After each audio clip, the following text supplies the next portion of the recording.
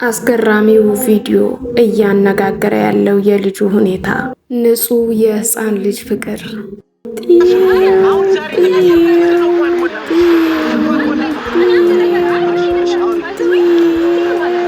በህግ እጠይቅሃለሁ። ካለ ፍቃዴ ይህንን በማድረግ በህግ እጠይቅሃለሁ። ቅሬታ ካለ ቀድመ መንገድ ትችላል። በቃ ኮተታ ጭራሽ ባለሙያ ይዞ ሄዶ ብር ከፍቶ ይሰጣል ተብሎ ምናምን ቦታ ወስደ ልታረግ ነበር እንደ ይፈልገው። ወንድሜ ምን ሆነ ነው ማለት አይኑ ለፍተህበታል ምናምን። የኢትዮጵያ ህዝብ ፎሎ አድርጉ ምናምን ቻሌንጅ ደሃ ነው ምናምን ከተባለ ሁሉም ሰው ፎሎ ያደርግላል። እኔ ልጅ የሚያለቅስበት ምክንያት ምንም አልገባኝም። ስለ ሀቅና አውራ ከተባለ ሜሪ ቦንዳ የምትባል ወጣች። ይሄን ሱቅ እስከ እቃው ቻሌንጅ ልሰጥ ነው 100 ሺህ ለፎሎ ለጨመረልኝ ሰው ይሄን ሱቅ ቻሌንጅ ልሰጥ ነው አለኝ። እናቴ ትሙት አልኩሽ። እኔ እና እሱ በተመሳሳይ መንገድ ስላለፍን እኔ እሱን ለመርዳት በጣም ፈቃደኛ ነበርኩ።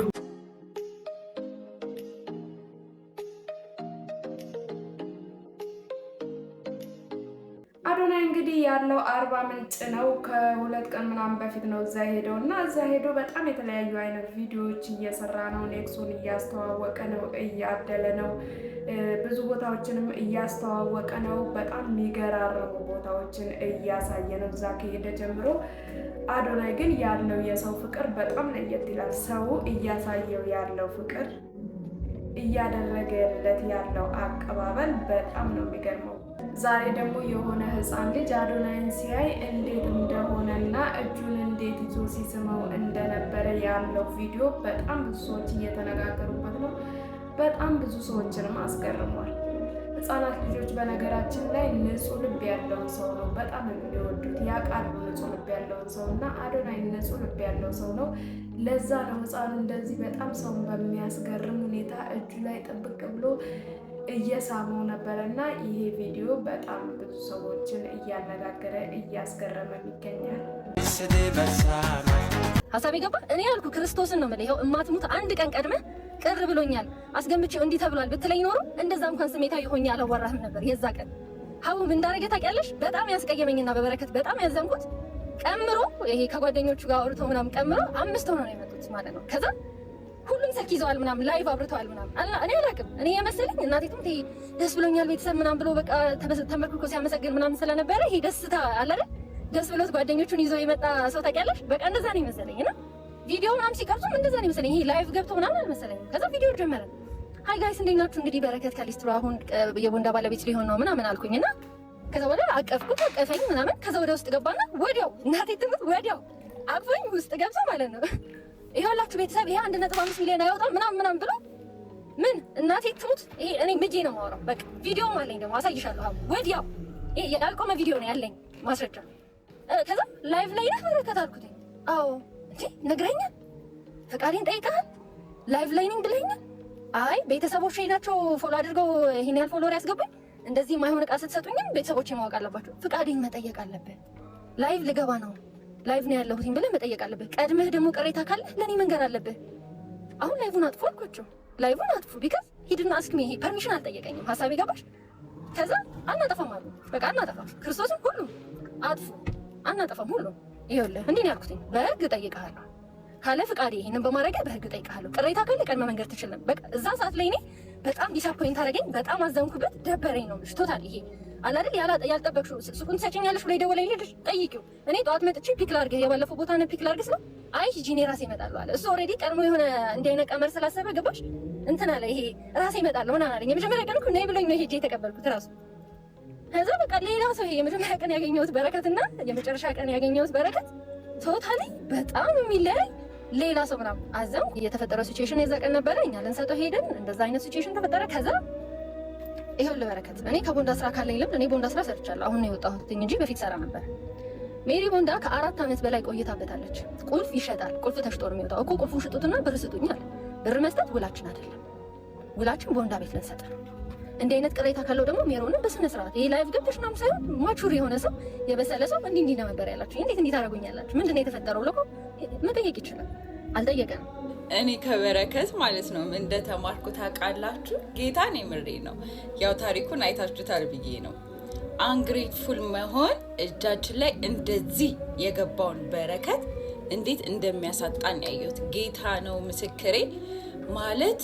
ከዛ ደግሞ ሌላ ደግሞ ክፉ ምኞት ይሄ አለ አይደል ስግብግብነት። ገና ይሄ ልጅ ገና እቃውን ሳይቀበል ምን ማድረግ እንዳለ በምኞት እንደዛ ሰውዬ በህልሙ እቃ ገዝቶ ሊሸጥ ነጋዴው ማለት ነው በእንቅልፍ ልቡ እንትን አረጋለሁ ከዛ በላለሁ ጠጣለሁ ከዛ በእግሩ እንትን ብሎ እንደሰበረው ማለት ነው። እና ክፉ ምኞት ከዛ ክፉ ጓደኛ አለማስተዋል። በስመ አብ ለካ ነገራችን የሚያምርበት የሚዋበው እነዚህ ነገሮችን በቃ እንትን ሲል ነው።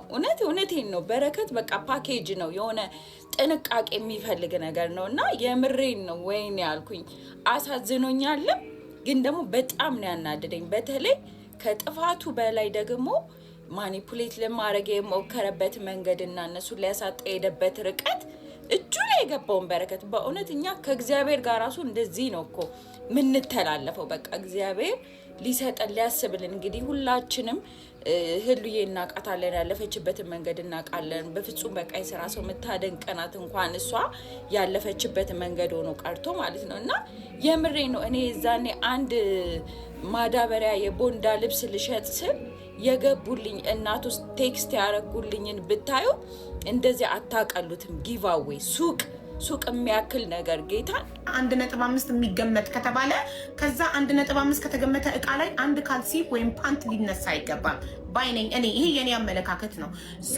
እሱ ተነግሮት አምኖበት ከሆነ ግን የተነገረበት ቪዲዮ ምክንያቱም እኛ ቻሌንጁን እኛ እንደ ህዝብ ቻሌንጁ ቪዲዮ ላይ አላየንም ይሸጣል የሚል ነገር ስላልሰማን፣ እሱ ግን ተነግሮት ነው የተቀበለው ቻሌንጁን ከተባለ የተነገረበት ቪዲዮ ካለ ኦር ማስረጃ ካለ ወይም እሱ ጋር እንደተነገረው የሚያውቅ ከሆነ እንጠይቀው። ባይዘቤ ሀቢባዬ አሁንም የምልሽ የላኩልሽ ዋጋ ከቁልፍ ሽያጭ ውጪ ነው።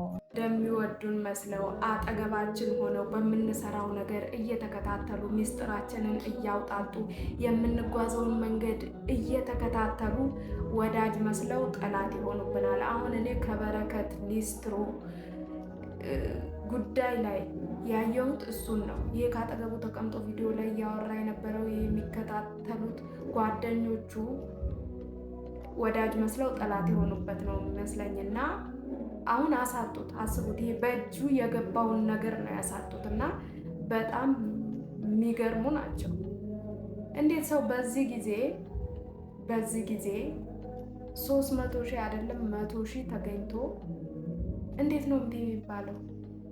በነገራችን ላይ ሱቅ ሲገመት እኮ የሚሸጡት ነገሮች ብቻ አይደለም የሚገመቱት። ሱቅን ሱቅ ያስባሉት ነገሮች ሁሉ ሱቅ ሲገመት አብረው የሚገመቱ ነገሮች ናቸው። አሁን ገማቹም የተባለው ጓደኞቹም የተባሉት ሰዎች ማስተዋል ያቃታቸው እሱን ነው።